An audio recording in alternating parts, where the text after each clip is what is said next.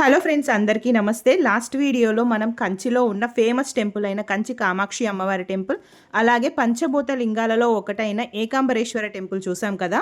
ఈ వీడియోలో 1000 సంవత్సరాల చరిత్ర కలిగిన అద్భుతమైన ఆర్కిటెక్చర్తో కూడిన ఆలయం చూపించబోతున్నానండి. అదే కైలాసనాథర్ టెంపుల్.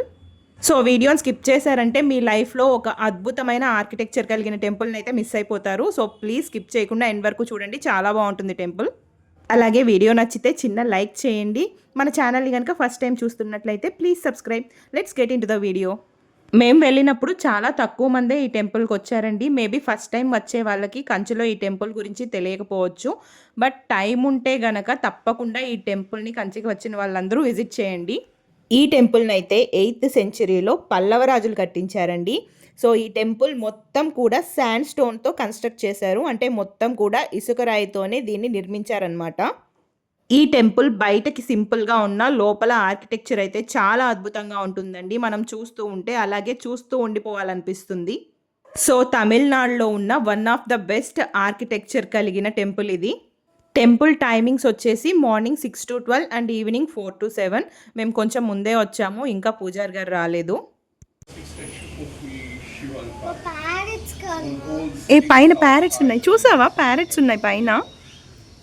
ప్యారెట్స్ చూడండి, చాలా ఉన్నాయి.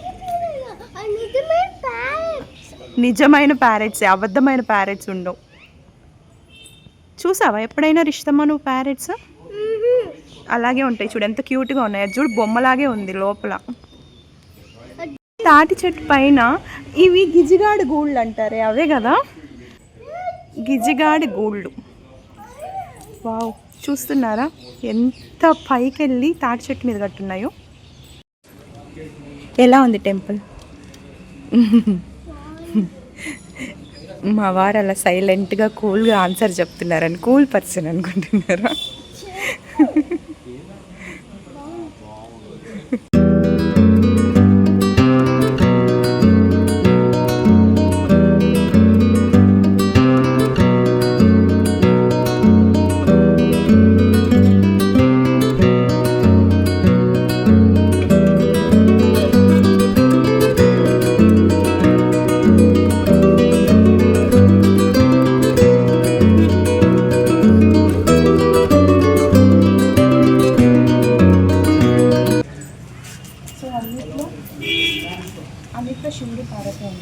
స్టోరీలు ఉంటాయి.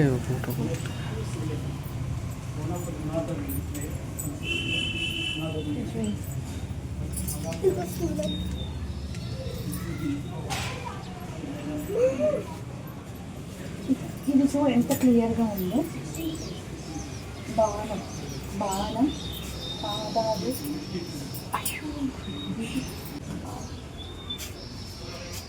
ఇవన్నీ పైన ఎలిఫెంట్ చూసారా పైన.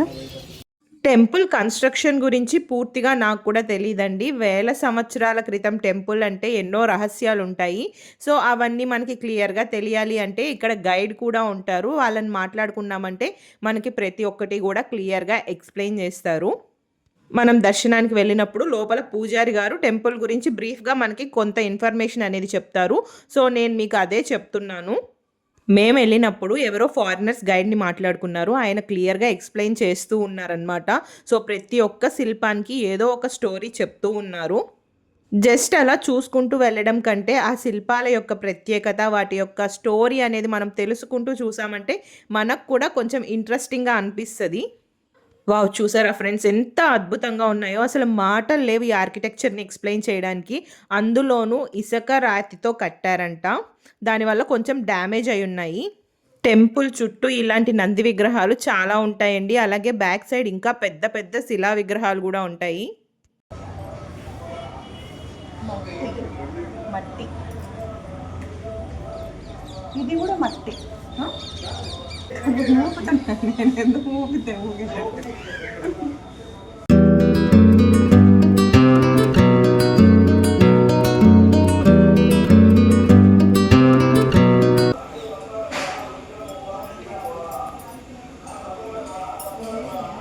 నంది చెవులో చెప్తే నేరుగా శివుడికి చెప్తుందంట.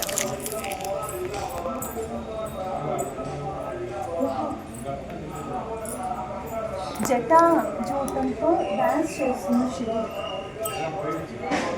కదా. అసలు ఎంత పెద్ద శివుడు, అసలు ఎంత బాగుంది తెలుసా. చెప్పాను కదండి బ్యాక్ సైడ్ పెద్ద పెద్ద శిల్పాలు చెక్కున్నారని చెప్పేసి. So just enjoy this beautiful architecture with music.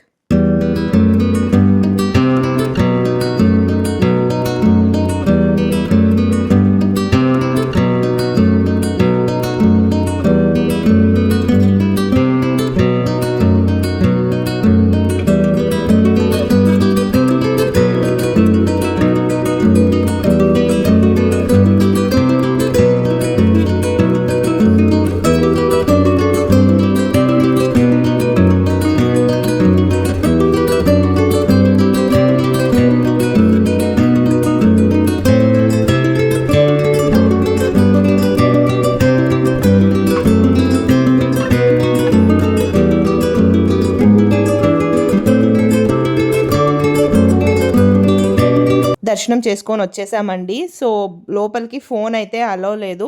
లోపల శివలింగం చాలా పెద్దగా ఉంటుందండి. సో ఇలాంటి శివలింగాన్ని నేను తంజావూరులో చూశాను. ఇక్కడ పూజారి గారు చెప్పిన ఇంకొక స్పెషాలిటీ ఏంటంటే లోపల శివలింగం వెనక మార్గం ఉంటుందండి. సో దాన్ని మోక్ష మార్గం అంటారంట. సో మనం దూరి వెళ్ళాల్సి వస్తుంది. దాంట్లో నుంచి ఒక ప్రదక్షిణ చేస్తే మనం మోక్షానికి వెళ్తామన్నట్లు. నేనైతే ట్రై చేయలేదు, నాకు కొంచెం భయం వేసింది. చిన్నపిల్లలు అయితే ఈజీగా వెళ్ళొచ్చు, కాకపోతే కాస్త ధైర్యం ఉండాలి. ఎవరు చెప్పారు నీకు దాంట్లో కాయిన్స్ వేయాలని?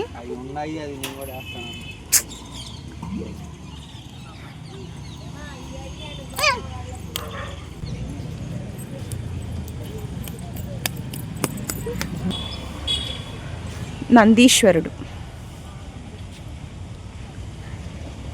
నైట్ అయితే లైటింగ్స్ వేస్తారనుకుంటా. గ్రీనరీ చాలా బాగుంది.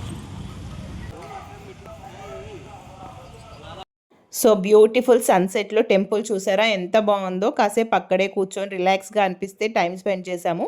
నెక్స్ట్ అక్కడ నుంచి మేము వరదరాజస్వామి టెంపుల్కి అయితే వెళ్ళాము.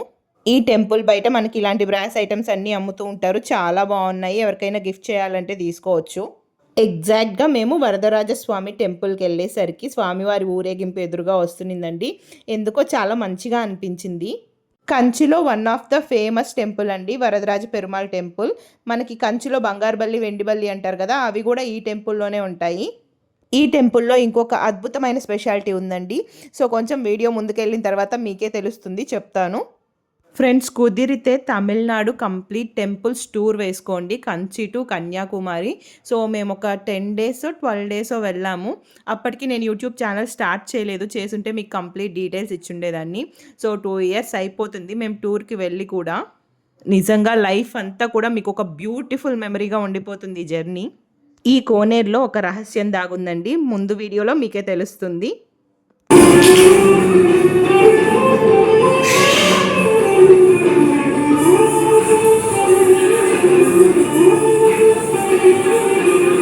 లోపలికి ఎంటర్ అవ్వగానే చిన్నపిల్లల భరతనాట్యం ప్రోగ్రాం జరుగుతుంది. చాలా బాగుంది. కాసేపు అక్కడ ఉండిన తర్వాత మళ్ళీ దర్శనానికి అయితే వెళ్ళిపోయాము.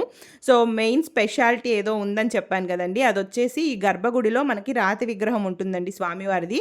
కాకపోతే ఇందాక చూపించిన కోనేరులో అసలు దేవుడైన అట్టి వరదార్ స్వామి ఉంటారనమాట. ఆయన్ని అట్టి కలపతో తయారు చేశారంట. 40 yearsకి ఒకసారి స్వామివారిని బయటకు తీసి 48 days మనకి దర్శనం అయితే ఇస్తారంట. ఆ టైంలో అయితే ఈ టెంపుల్లో అసలు ఇసుకేసినా కూడా రాలినంత మంది జనం ఉంటారండి. టైం వచ్చినప్పుడైతే అసలు ఎంత రష్ ఉండిందంటే ఈ పక్కనంతా కూడా ఫుల్గా జనాలు, చాలాసేపు వెయిట్ చేయాల్సి వచ్చిందండి బంగారు బల్లి ఆ దర్శనానికి. చాలా అంటే చాలా విసిగిపోయామన్నమాట అప్పుడు వచ్చినప్పుడైతే. సో ఇప్పుడు అంత రష్ లేదు, నేరుగా వెళ్ళి దర్శనం చేసుకోవడమే. దర్శనం అయిపోయిందండి. బంగారు బల్లి వెండి బల్లి అంతకుముందు కొంచెం హైట్లో ఉండేవి, ఇప్పుడు కొంచెం కిందకి దించారు. సో అందరికీ కన్వీనియంట్గా టచ్ చేయడానికి బాగుందన్నమాట ఇప్పుడు. పాపం మా ఇష్టం అయితే మార్నింగ్ నుంచి టెంపుల్స్ అన్నీ తిరిగి తిరిగి ఫుల్గా అలసిపోయిందంట.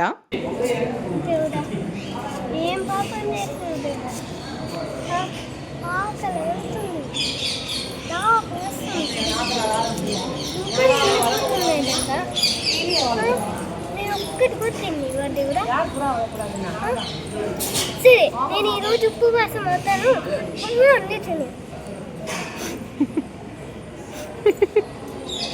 పిచ్చక్క ఆకలిస్తే ఏదేదో మాట్లాడుతున్నావు.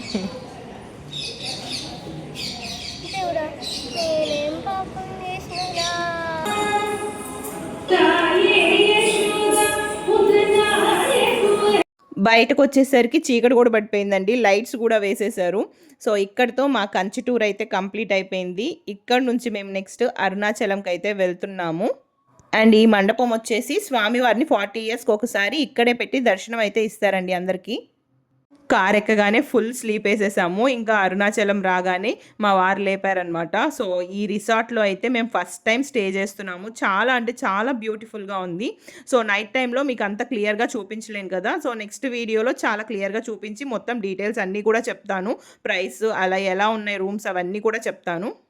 సో నెక్స్ట్ వీడియోలో మనం అరుణాచలం అలాగే ఈ రిసార్ట్ని కూడా ఫుల్గా ఎక్స్ప్లోర్ చేద్దాం. ఇప్పటి వరకు వీడియో చూసిన అందరికీ thank you so much. Video నచ్చితే లైక్ చేయండి, షేర్ చేయండి, కామెంట్ చేయండి. Thanks for watching. Please subscribe. Next వీడియోతో మళ్ళీ కలుసుకుందాం. Until then bye.